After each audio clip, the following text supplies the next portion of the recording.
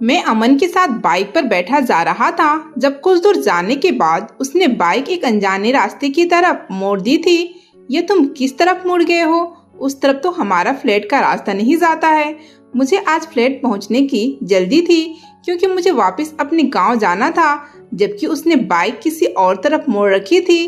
तुम 1 मिनट के लिए चुप तो करो। उसने मुझे चुप रहने का इशारा किया और खुद बाइक की स्पीड पहले से तेज कर दी।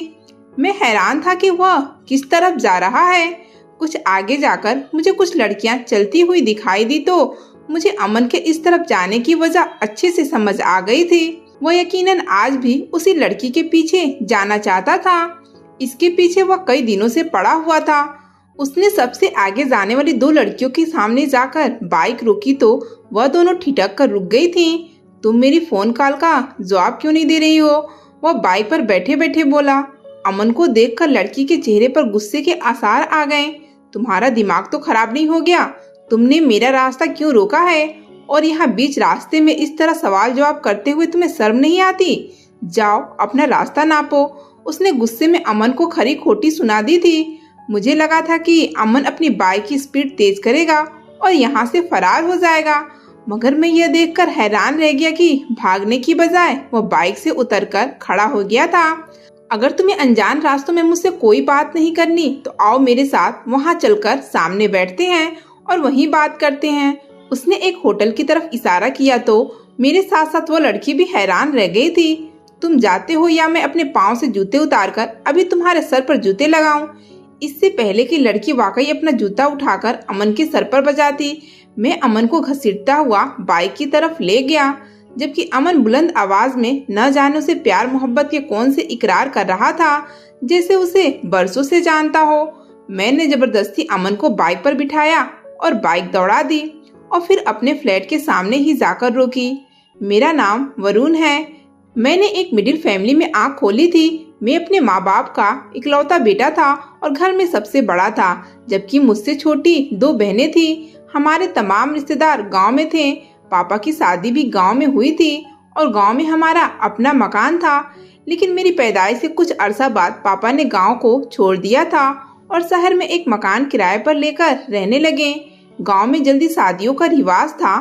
पापा की शादी भी कम उम्र में हो गई थी। उस वक्त पापा कॉलेज में पढ़ते थे, लेकिन शादी के बाद पापा ने पढ़ाई नहीं छोड़ी और अपनी पढ़ाई पूरी करने के बाद नौकरी के लिए अप्लाई कर दी थी।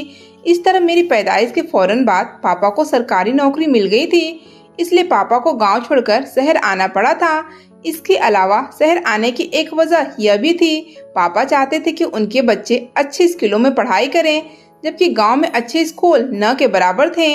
पापा की आमदनी इतनी थी कि हमारा गुजारा हो जाता था। मेरी मम्मी बहुत ही सीधी और बचत करने वाली औरत थी। उन्होंने अपनी जायज जरूरतों के लिए भी कभी पापा को तंग नहीं किया था, तो बेवजह फरमाइशें कैसे करती। मम्मी घर के खर्च से कुछ पैसे बचाकर जोड़ लिया करती थी। जब कभी हम कोई फरमाइश करते, मम्मी उन पैसों से हमारी फरमाइश पूरी करती। मम्मी पापा की एक ही ख्वाहिश थी कि मैं खूब पढ़ाई करूं और एक बड़ा अफसर बनूं। मम्मी को हमेशा यह फिक्र रहती थी कि इकलौता लड़का है, कहीं बिगड़ ही ना जाए।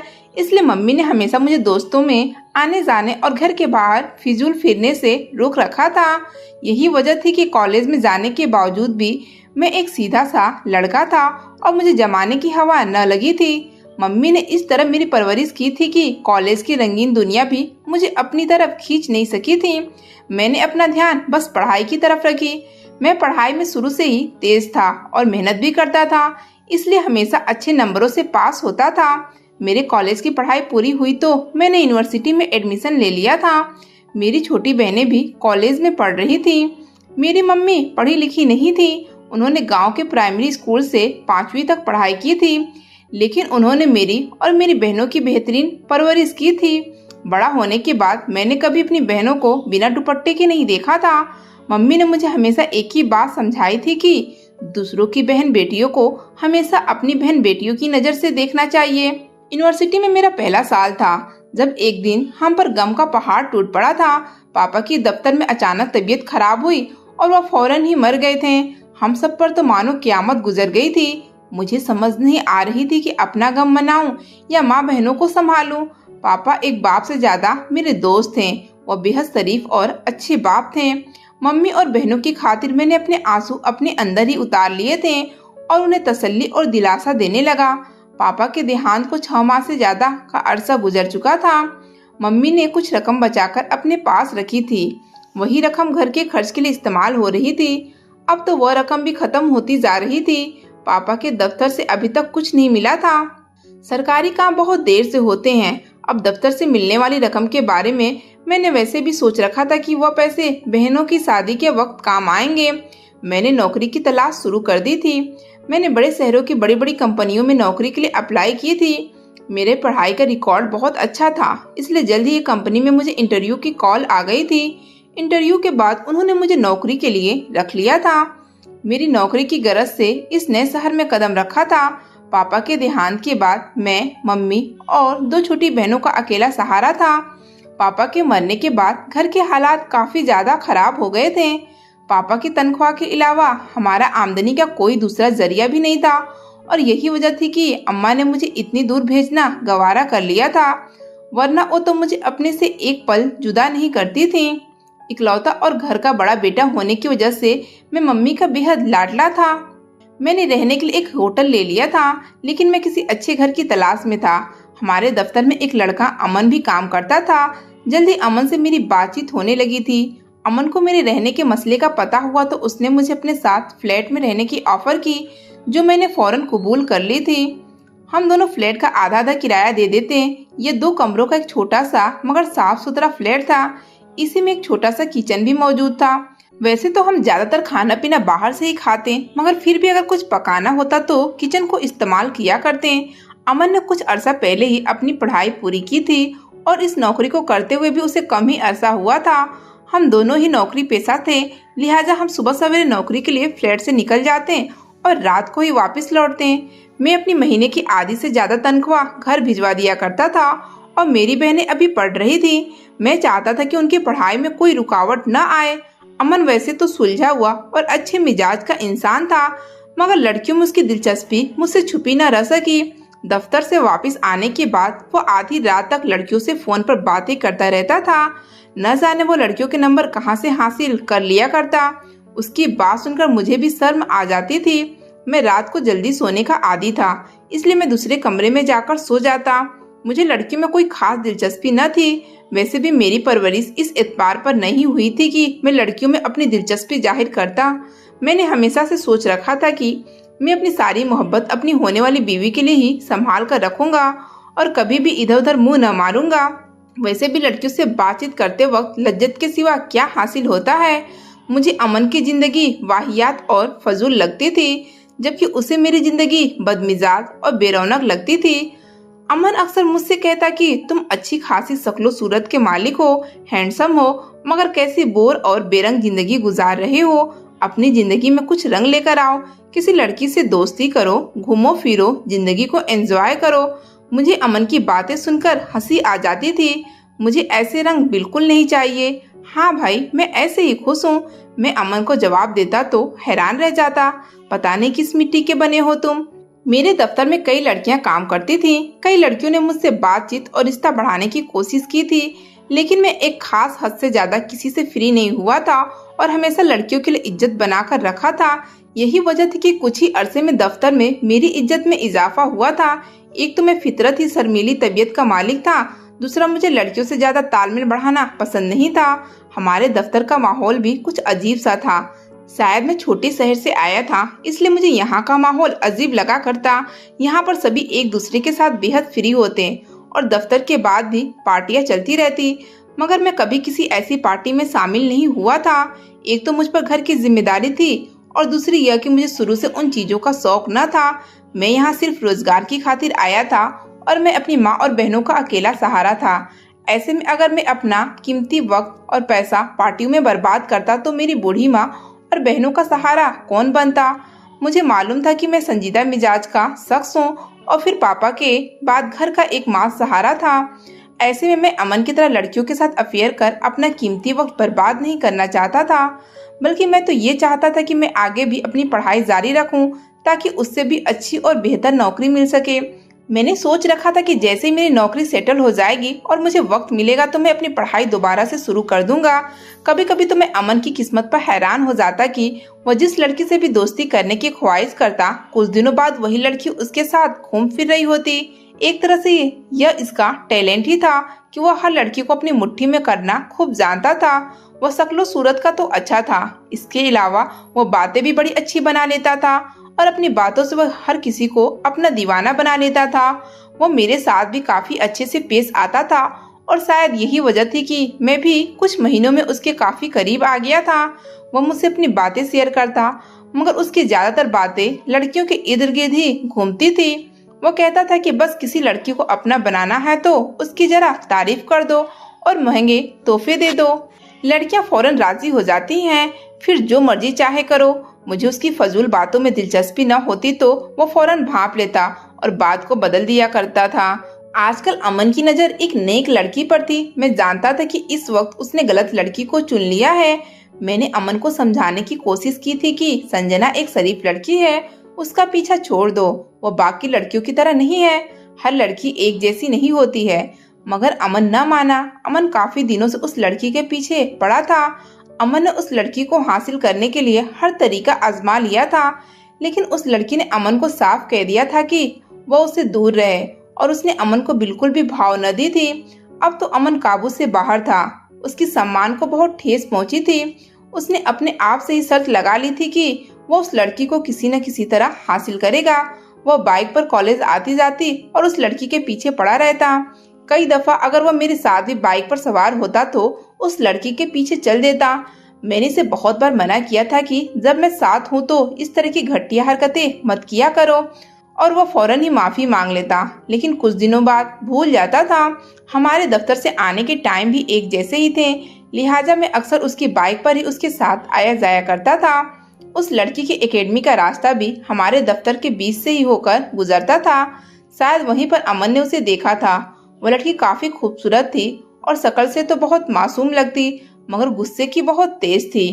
पहली बार अमन ने उससे बात की तो मैं उसका गुस्सा देखकर हैरान रह गया था। वह चेहरे से भोली भाली दिखती थी, मगर उसने अमन को अच्छी खासी बातें सुनाई और सबके सामने बेइज्जत करके रख दिया था। मगर अमन भी बला का ढीठ था। वो तो जैसे उस पर वारी कुर्बान जा रहा था। उसे यकीन था कि बाकी लड़कियों की तरह यह लड़की भी जल्दी उसके वश में होगी। मैंने अमन को बहुत बार समझाने की कोशिश की थी कि अपनी बेइज्जती करवाने का क्या फायदा है। वह ऐसी लड़की नहीं नजर आती, लिहाजा उसका पीछा छोड़ दो, तुम्हें तो कोई भी लड़की मिल जाएगी, क्यों उस बेचारी के पीछे पड़े हो। मगर अमन को भी जिद सी लग गई थी। अमन तो सुधरता नजर न आता था, इसलिए मैंने भी यही सोचा कि मैं अपना रास्ता बदल लूं। अमन के साथ साथ मेरा नाम भी खराब हो सकता था। मैंने अमन का साथ छोड़ दिया और मैंने अपना रास्ता बदल लिया। फिर भी मैं उसे जरूर समझाता और उस लड़की से दूर रहने को कहता। मेरे दिल में उस लड़की की इज्जत बेपनाह बढ़ गई थी। वह वाकई एक अच्छे घराने से ताल्लुक रखती थी और उसकी परवरिश भी उसकी माँ ने बहुत अच्छी की थी। वो यकीनन एक अच्छी और शरीफ खानदान से ताल्लुक रखती थी। मैं चाहता था कि मैं उसकी मदद करूं और अमन को उसे तंग करने से दूर रखूं। मुझे आज दफ्तर में कुछ ज्यादा ही देर हो गई थी। मैं दफ्तर से घर आया तो पूरे फ्लैट की तमाम बत्तियां बुझी हुई थी। मैं हैरान हुआ कि आज तो अमन दफ्तर से जल्दी घर आ गया था। उसकी तबीयत कुछ ठीक न थी, लेकिन लगता था कि वह फ्लैट में मौजूद नहीं था। अमन इस वक्त कहाँ गया था? मैंने ज्यों ही लाइट जलाई, अमन बिस्तर पर लेटा था। मैं फौरन उसके कमरे की तरफ बढ़ा और उसके कमरे की भी लाइट जला दी। लगता है तुम्हारी तबीयत ज्यादा खराब है, मैंने उसको हिलाकर पूछा तो वह उठ बैठा। उसकी आंखें सुर्ख अंगारा हो रही थी। क्या हुआ? मैं उसकी हालत देखकर परेशान हो गया। मैंने उसको आज तक इस तरह से नहीं देखा था। चलो आओ, मैं तुम्हें डॉक्टर के पास ले चलता हूँ। मैंने उसका हाथ पकड़कर उसे उठाने की कोशिश की तो उसने मेरा हाथ हटा दिया। मुझे नहीं जाना डॉक्टर के पास। मैं उसकी बात सुनकर हैरान हुआ था। आखिर हुआ क्या है? क्या मेरे से कोई नाराजगी है? मैंने उसके पास बैठते हुए पूछा। नहीं यार, तुझसे क्या नाराज होना, बस मुझे जो रोग लगा है वह इतनी आसानी से ठीक नहीं होने वाला है और इस दर्द की दवा डॉक्टर के पास नहीं है। मैं हैरान होकर उसे देखने लगा। ऐसा कौन सा रोग लग गया है तुझे? अरे यार, मुझे इसका रोग लग गया है और इसका इलाज उस लड़की संजना के पास है। तू जाकर उससे बात कर। मैं उससे सच्ची मोहब्बत करने लगा हूँ। मैं कोई ड्रामा नहीं कर रहा। मैंने इतनी लड़कियों में से उसे ही स्पेशल और अनोखा पाया है और मैं समझता हूँ कि यह वही लड़की है जिसकी मुझे तलाश थी। मैं उसे अपनी जिंदगी में शामिल करने के लिए संजीदा हूँ। मैं अमन की बात सुनकर चौंक गया था। शायद उसे भी मॉडर्न और छोटे कपड़े पहनने वाली लड़कियां पसंद न थी। शायद वह इनसे उकता गया था, इसलिए उसको सलवार सूट वाली लड़की से मोहब्बत हो गई थी, जो वाकई हमारे दफ्तर में काम करने वाली लड़कियों से अलग थी। उसके किरदार की गवाही तो खुद अमन ने दी थी कि वो एक मजबूत किरदार की मालिक लड़की थी। तू जाकर उससे बात कर, बल्कि तू मेरा रिश्ता लेकर उसके माँ बाप से मिलने और किसी तरह तू उनको मना ले। अमन ने मेरे कंधों पर हाथ रखकर बोला। तो मुझे हंसी आ गई थी। तेरा दिमाग खराब है? मैं किस हैसियत से तेरा रिश्ता मांगने चला जाऊं? वो लोग मुझे जूते मारकर घर से निकाल देंगे। अरे नहीं यार, कुछ नहीं होता। तू एक बार उस लड़की से मेरे लिए बात तो करके देख। मैं ऐसी कोई बात नहीं करने वाला। मैं अपने कमरे में जा रहा हूँ। मैं वहाँ से उठा और अपने कमरे में जा घुसा। मैं जानता था कि वो मुझे मजबूर करके जरूर उस लड़की तक ले जाएगा और वो अपने साथ साथ मुझे भी जूते खिलाएगा। अमन बिल्कुल ही बदल गया था और मैं उसकी बदली हुई हालत का गवाह था। उसने सब लड़कियों से दोस्ती छोड़ दी थी। वो चुपचाप दफ्तर में बैठा रहता। मुझे लगता था कि उसे वाकई उस लड़की से मोहब्बत हो गई थी। मैंने उसे कई बार समझाया था कि जबरदस्ती किसी से मोहब्बत नहीं करवाई जा सकती, लेकिन वो उस लड़की के पीछे पागल हो चुका था। फिर एक दिन अमन के जरिए से मुझे खबर मिली कि उस लड़की की शादी होने वाली है। मेरा दोस्त बिल्कुल ही टूट गया। मैं उसे इजहार हमदर्दी तो करता था, मगर इससे ज्यादा मैं इसके लिए कुछ नहीं कर सकता था। वो चुपचाप रहता और दफ्तर में भी खामोशी से अपना काम करता रहता, बल्कि फ्लैट पर आकर खामोशी से सो जाता। मुझे उसकी बदली हुई हालत पर अफसोस था। वह जिंदगी से भरपूर लड़का था, मगर एक लड़की की मोहब्बत उसे क्या से क्या बना दिया था। मगर मैं जानता था कि यह चंद दिनों का रोग है। वो लड़की शादी होकर अपनी ससुराल चली जाएगी तो अमन को कहीं नहीं दिखाई दिया करेगी और अमन भी ठीक हो जाएगा, अपनी जिंदगी में आगे बढ़ जाएगा। मम्मी ने मुझे बताया था कि मुझसे छोटी बहन आंचल का रिश्ता आया हुआ है और रिश्ता हमारे रिश्तेदार से ही था। लड़का मेरा देखा पहचाना था, इसलिए मैंने मम्मी को फौरन हाँ करने के लिए कह दिया था। मैं अपनी बहन की मंगनी में तो न जा सका था। लड़के वालों ने सादगी से घर आकर मेरी बहन को अंगूठी पहना दी थी। अब शादी की तैयारियां हो रही थी, जबकि मम्मी चाहती थी कि मैं कुछ अरसा पहले ही आ जाऊं। मैंने दफ्तर में छुट्टी के लिए दरख्वास्त दी तो मुझे दफ्तर में 2 हफ्तों की छुट्टी मिल गई थी, क्योंकि मैंने आज तक कभी भी कोई छुट्टी न की थी, इसलिए मुझे आसानी से छुट्टी मिल गई। अपनी बहन की शादी के लिए गाँव चला गया और मम्मी का इरादा था कि शादी गाँव जाकर ही करेंगे, क्योंकि हमारे सब रिश्तेदार वहीं पर थे। इसलिए मैं अपनी बहनों और मम्मी को लेकर गांव चला गया। शादी अच्छे से निपट गई थी। मैं मम्मी और बहन के साथ वापस अपने घर शहर आ गया था। 2 हफ्ते पलक झपकते ही गुजर गए थे। मेरी छुट्टी खत्म हो गई थी और मैं वापस चला आया। मुझे अगले दिन नौकरी पर जाना था। जब मैं वापस आया और फ्लैट का दरवाजा खोला तो कमरे से किसी लड़की की सिसकियों की आवाज आ रही थी। लड़की की आवाज सुनकर मैं चौंक गया था और जल्दी से आगे बढ़ा। पूरे फ्लैट की बत्तियां बुझी हुई थी और हर तरफ बिल्कुल अंधेरा था। मैंने जल्दी से स्विच बोर्ड पर हाथ मारा और बत्ती जलाई। सिसकियों की आवाज मेरे ही कमरे से आ रही थी। मैंने जल्दी से कमरे में दाखिल होकर अपने कमरे की बत्ती जलाई तो सामने का मंजर देखकर मेरे होश उड़ गए थे। उस लड़की को बर्बाद कर चुका था। वो बिस्तर के साथ बंधी हुई थी और उसके कपड़े जगह जगह से फटे थे, जबकि फटे कपड़ों के नीचे जख्म साफ दिखाई दे रहे थे। वो यकीनन उसकी इज्जत रौन चुका था। मैं आंखें फाड़े हैरत से उस लड़की की तरफ देख रहा था। मैंने जल्दी से बिस्तर की चादर उठाकर उसके ऊपर डाली तो वह हिचकियों के साथ रोने लगी। शायद उसे मुझसे मदद की उम्मीद न थी। उसने मेरे बारे में भी यही सोचा था कि शायद एक और शिकारी मौजूद हुआ है।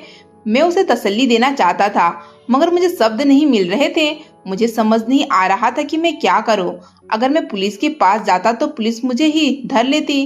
तुम्हारा घर कहाँ है? मैं जल्दी से उसके हाथ पाँव खोले उसके घर का पता पूछा। मैं अपने घर वापस कैसे जा सकती हूँ? उस दरिंदे ने मुझे यहाँ 3 रातों से बंद करके रखा हुआ है। अब किस मुंह से घर वापस जाऊंगी? मैं मरना चाहती हूँ। मुझे कोई जहर ला दो।